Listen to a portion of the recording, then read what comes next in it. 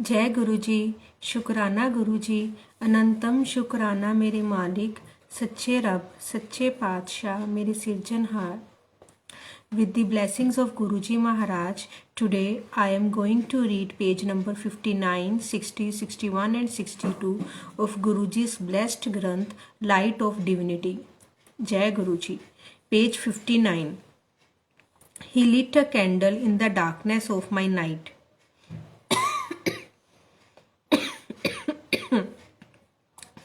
Certain occurrences are beyond the realm of human understanding, and we can only embrace such experiences with the conviction that divine intervention has prevailed.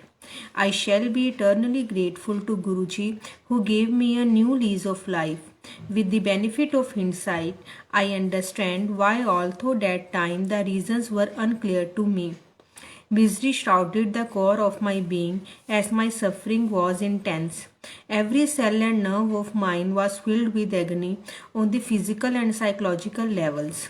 Even though Guruji has entered my life as a beacon of light, I was unable to see beyond my own darkness and despair. Born and raised in Manchester, UK, I suffered from congenital asthma and eczema as well as a hole in the heart. My childhood was traumatic for my parents and very tiring and trying for me.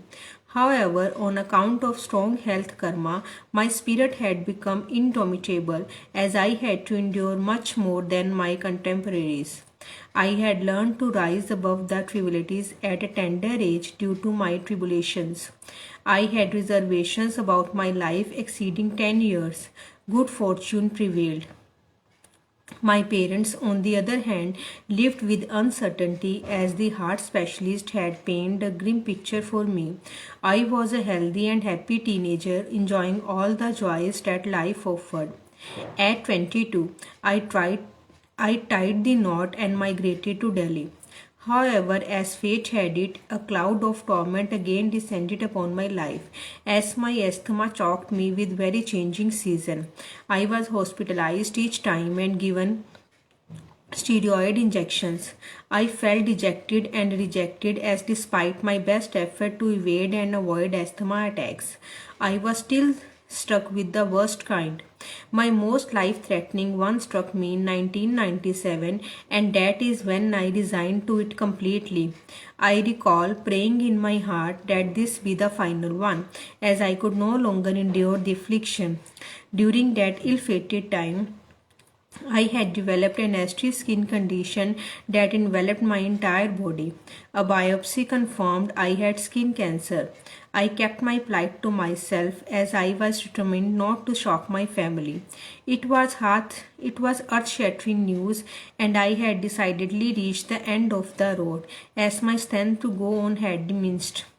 However, in the darkness of my night, Guruji by divine grace lit a candle.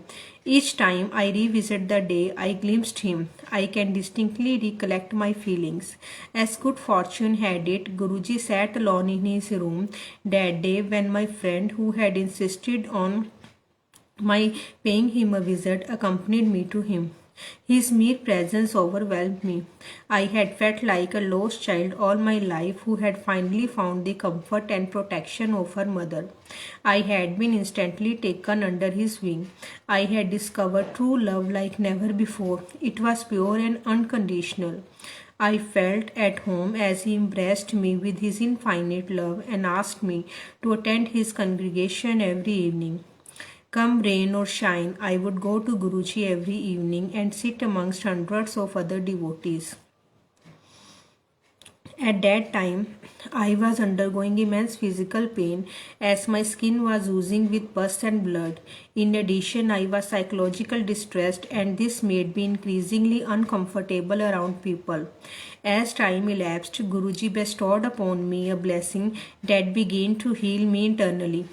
I began to accept my condition, and instead of resisting and fighting it with an overkill of bitterness and animosity, I made peace with it. I accepted the inevitability of my illness, and since I grew to be at ease with it and with my circumstances, I went with the flow without expecting to be healed. I didn't believe that healing was a possibility. Merely being with Guruji and imbibing his energy elevated my spirits and I expected no more. I was finally at peace. As I immersed myself more and more in his gracious presence, I felt a spiritual awakening. I simply loved being with him as he rendered upon me, love that I never knew before. His love was pure and unconditional, and the kind that could not be substituted.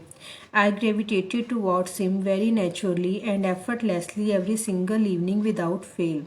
On the blessed day, he summoned me to the front where he sat and quite openly announced in Punjabi, which I must confess was Greek to me, that he had tried and tested and squeezed me like a lemon, and that now he would heal me. I must not fail to add how true his words were, as he had left no stone unturned in testing my endurance to see if I was worthy of his love. I returned home that evening with hope and joy blossoming in my heart. All those months that my skin was inflamed, I would avoid my reflection as I was daunted by it. The mirror was a painful sight. The turning point arrived when Guruji endowed me with his eternal blessings and advised me to muster the courage to look in the mirror. Courage is what it took as the reflection had changed by only a fraction. However, within a few weeks, I saw new me standing in the mirror, a stranger to myself.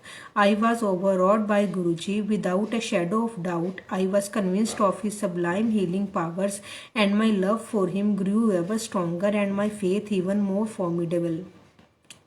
Changing seasons came and went but didn't trigger off any asthma attacks. In fact, I breathed Delhi's polluted air as normally as anyone I knew without being choked by it. Guruji gave me a new lease of life and told me that I would not have survived if he had not healed me. His words corresponded with an astrologer whom I had met much earlier that year.